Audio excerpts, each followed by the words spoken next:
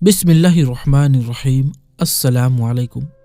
दोस्तों, बनी इसराइल में दो मियाँ बीवी रहा करते थे।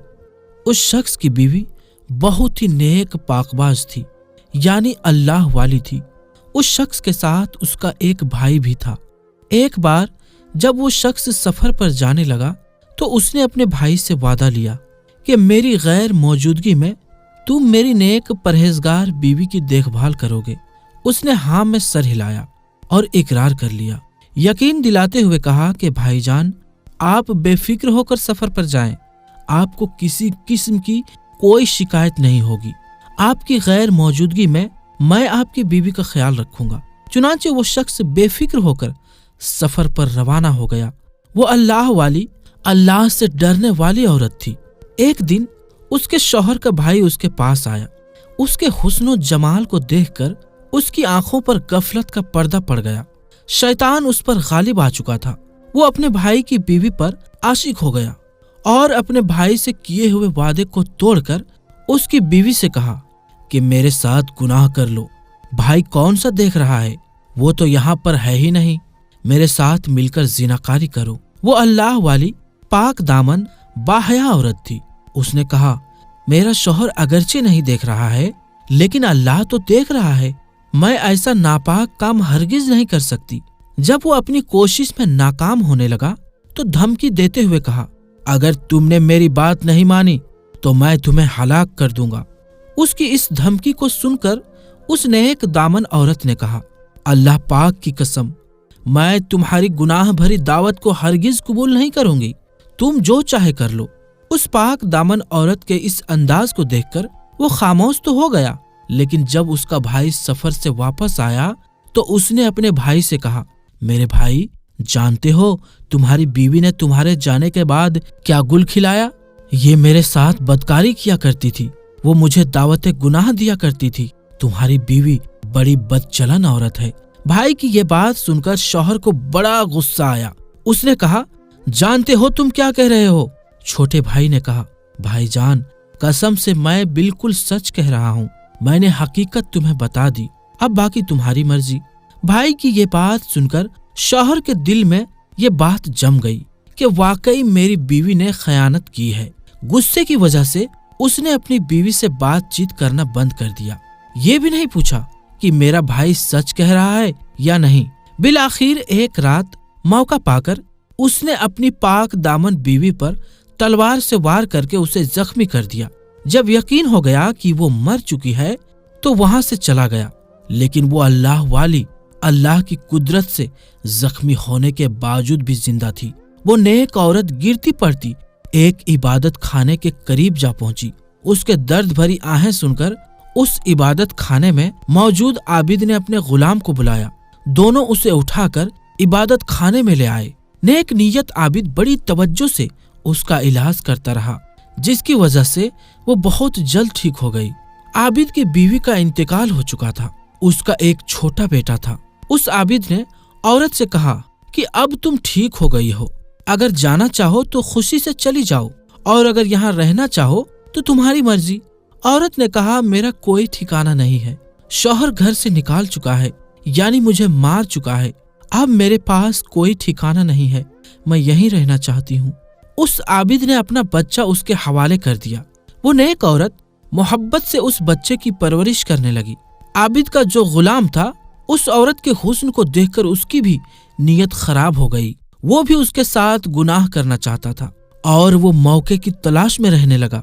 एक दिन उसने अपनी नीयत का इजहार करते हुए उस पाक दामन औरत को बदकारी की तरफ बुलाया और कहा, तू मेरी बात मान ले और मेरी ख्वाहिश पूरी कर दे, वरना मैं तुझे मार दूंगा।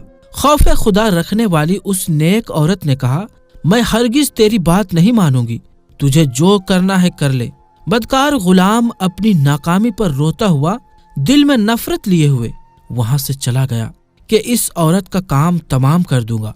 जब रात का अंधेरा छा गया तो वो गुलाम उसके पास आया। बच्चा उसकी गोद में रो रहा था। वो उसे बहला रही थी। जालिम गुलाम ने तेजी से उस बच्चे पर हमला किया और उसकी गर्दन को काट दिया। चंद ही लम्हों में उस बच्चे ने तड़प तड़प कर जान दे दी। गुलाम दौड़कर आबिद के पास गया और कहा, हुजूर, کیا آپ جانتے ہیں آپ کی اس مہمان عورت نے کیا کارنامہ کیا ہے؟ آپ کو معلوم ہے اس نے آپ کے بچے کے ساتھ کیا سلوک کیا ہے؟ آپ نے ہمیشہ اس پر احسان کیا، لیکن اس نے آپ کے بچے کے ساتھ بہت برا سلوک کیا ہے۔ عابد غلام کی بات سن کر بہت حیران اور پریشان ہوا اور کہا، بتا تو صحیح اس نے میرے بچے کے ساتھ کیا کیا ہے؟ غلام نے کہا، حضور آپ کے لاڈلے بچے کو اس نے ذبح کر ڈالا ہے، اگر یقین نہیں آتا تو چل کر خود اپنی آنکھوں سے دیکھ لیں۔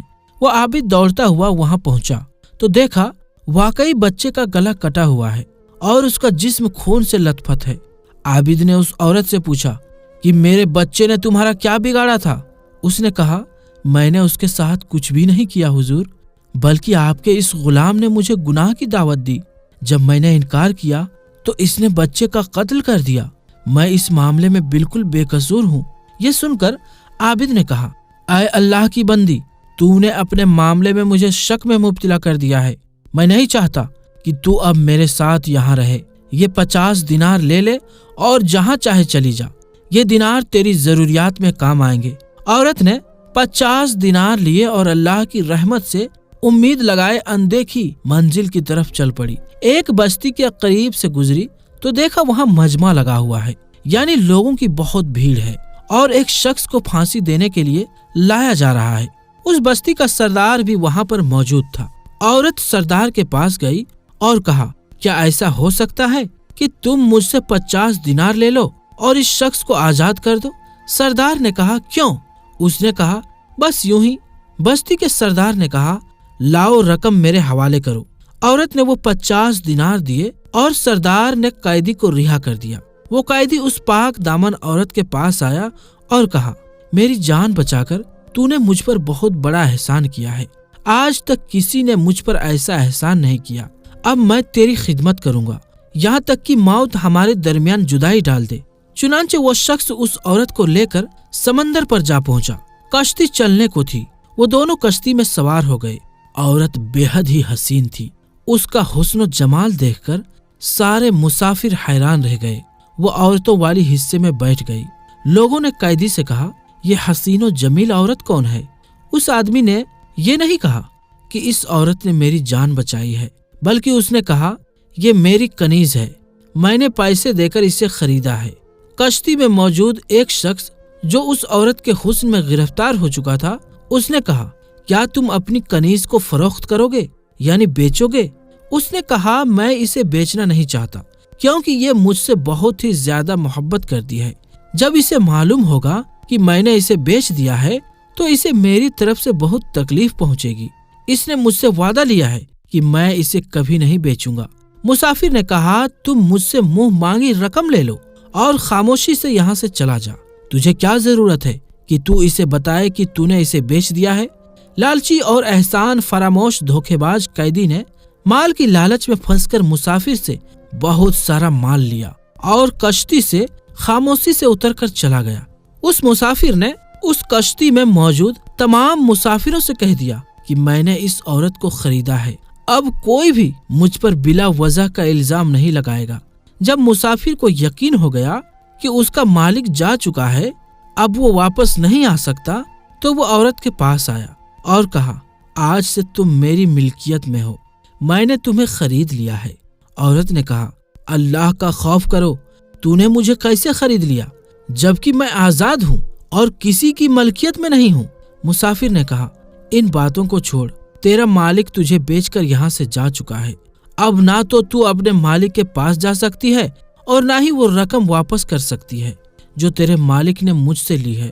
میں نے بہت سارا مال دے کر تجھے خریدا ہے اور تمام مسافر بھی اس پر گواہ ہے۔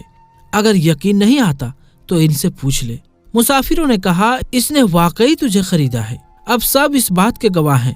پاک دامن عورت نے کہا، تمہارا بیڑا غرق ہو، اللہ سے ڈرو، اللہ کی قسم میں آزاد ہوں، آج تک کبھی کوئی میرا مالک نہیں بنا، میں کسی کی کنیز نہیں جو کوئی مجھے بیچے گا، اس معاملے میں اللہ سے ڈرو۔ لوگوں نے اس مسافر سے کہا، یہ اس طرح باز نہیں آئے گی، اس کے ساتھ جو سلوک کرنا ہے کر ڈال، یہ خود ہی مان جائے گی۔ یہ سن کر مسافر اس کی طرف بڑھا۔ جب اس عورت کو اپنے عزت کا خطرہ محسوس ہوا तो उसने कश्ती वालों के लिए बद्दुआ की। अचानक कश्ती उन सब को लेकर डूब गई। सब के सब गर्क हो गए और कश्ती के तख्ते पर औरत के अलावा और कोई बाकी न बचा। उस मुल्क का बादशाह अपने लोगों के साथ साहिले समंदर पर आया हुआ था। तमाम लोग खुशियां मना रहे थे। जब बादशाह ने कश्ती को डूबते हुए देखा तो फौरन तैराक सिपाहियों को हुक्म दिया कि जल्दी से कश्ती वालों की मदद को पहुंचो। सिपाही गए तो उन्हें उस नेक औरत के अलावा कोई औरत जिंदा ना मिला। वो उसे लेकर बादशाह के पास आए।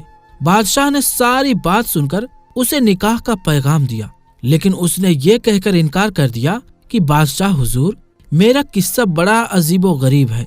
मेरे लिए निकाह करना जायज नहीं, क्योंकि मेरे शौहर ने मुझे अब तक तलाक नहीं दी है। बादशाह ने जब ये सुना तो उसके लिए अलग मकान बनवा दिया और वो उसमें रहने लगी। दिन गुजरते गए, वक्त की गाड़ी तेजी से चलती रही। बादशाह को जब भी कोई अहम मामला पेश आता तो वो उस अल्लाह वाली औरत से मशवरा करता।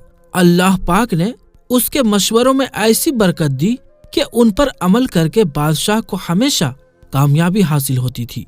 अब बादशाह के नजदीक वो पाक दामन औरत बहुत ही ज्यादा अजीम हो चुकी थी। जब बादशाह की मौत का वक्त करीब आया तो उसने अपने वजीरों, मुशीरों और रियाया को जमा करके कहा, ऐ लोगों, तुमने मुझे कैसा पाया? मैं चाहता हूँ कि अपने बाद इस नेक सीरत औरत को तुम पर मल्लिका मुकर्रर कर दूं। बादशाह के हुक्म पर लब्बाइक कहते हुए सब ने कहा, बादशाह सलामत, जैसा आप चाहते हैं इंशाअल्लाह वैसा ही होगा। चुनांचे बादशाह ने उस बाहया पाक दामन औरत के हवाले पूरे मुल्क की सल्तनत कर दी और फिर उसका इंतकाल हो गया। उसने मल्लिका बनते ही ऐलान कर दिया कि पूरे मुल्क के लोग बैत के लिए जमा हो जाएं। हुक्म मिलते ही मुल्क के कोने कोने से लोग नए बादशाह यानी नई मल्लिका की बैत के लिए जमा हो गए। बैत का सिलसिला शुरू हुआ। जब उसके शौहर और देवर आए तो हुक्म दिया, इन दोनों को अलग खड़ा कर दो। फिर वो शख्स भी आया जिसे फांसी दी जा रही थी और जिसने उस नेक औरत को बेच दिया था। मल्लिका ने हुक्म दिया, इसे भी इन दोनों के साथ खड़ा कर दो। फिर वो नेक सीरत आबिद और उसका बदकिरदार गुलाम आया तो उन्हें भी लोगों से अलग कर दिया गया। जब तमाम लोग उसके बैत ले चुके तो मल्लिका ने उन पांचों को अपने पास बुलाया और अपने शौहर से कहा, क्या तुम मुझे पहचानते हो? उसने कहा, आप हमारी मल्लिका हैं। पाक दामन औरत ने कहा, मैं तुम्हारी बीवी हूँ। सुनो, तुम्हारे बदकिरदार भाई ने मेरे साथ कैसा बुरा सुलूक किया था। ये कहकर उसने सारा वाकया सुना दिया। मैं आज भी पाक दामन हूँ और महफूज हूँ। और अब बताओ, तुम्हारे इस बदकिरदार भाई के साथ क्या किया जाए? उसके शौहर ने कहा, इसे फांसी दे दो, मेरे सामने फांसी दो। उसके कहने पर उसे फांसी का हुक्म दे दिया गया। फिर आबिद के पास आकर उसने कहा, अगर आपकी कोई हाजत हो तो बताओ, मैं वही औरत हूँ जो आपके पास जख्मी हालत में आई थी। आपके बेटे को दरअसल मैंने नहीं बल्कि इस जालिम गुलाम ने कत्ल किया है और मुझ पर बदकिरदारी का इल्जाम लगाया है। आप क्या चाहते हैं? उस आबिद ने कहा, इसको भी फांसी दे दी जाए। उस आबिद के कहने पर उसके गुलाम को भी कत्ल करवा दिया गया। अब आखिर में उस शख्स की बारी थी जिसे फांसी दी जा रही थी और उस औरत ने उसे बचाया था। जब वो आया तो उसे भी कत्ल कर दिया गया और उसकी लाश चौराहे पर लटका दी गई और यूं वो सब अपने अंजाम को पहुंच गए। बाहया पाक दामन औरत ने, अल्लाह वाली ने हर वक्त अपनी इज्जत की हिफाजत की, अहकाम खुदा बंदी को पेशे नजर रखा और सब्र से काम लिया। आज उसे ताजो तख्त और इज्जत और अजमत की दौलत मयस्सर थी। इसी तरह वो सल्तनत को चलाती रही और नेक नामी की हालत में दुनिया से रुखसत हो गई।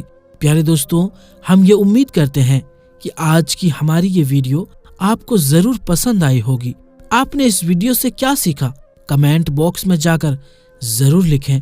इस वीडियो से जो सबसे अहम पैगाम हमें हासिल होता है वो ये है कि वो लोग जो अल्लाह से मोहब्बत करते हैं, अल्लाह की इताअत करते हैं, जिनके दिलों में अल्लाह का खौफ होता है और जो अल्लाह की रजा के लिए दुनिया की बड़ी से बड़ी मुसीबत पर भी सब्र करते हैं, अल्लाह रब्बुल इज्जत उन्हें कभी अकेला नहीं छोड़ता। अल्लाह उनके मकाम को बुलंद फरमाता है اور صبر کا بہتر اجر دے کر اللہ دونوں جہاں میں ان کو عزتیں عطا کرتا ہے۔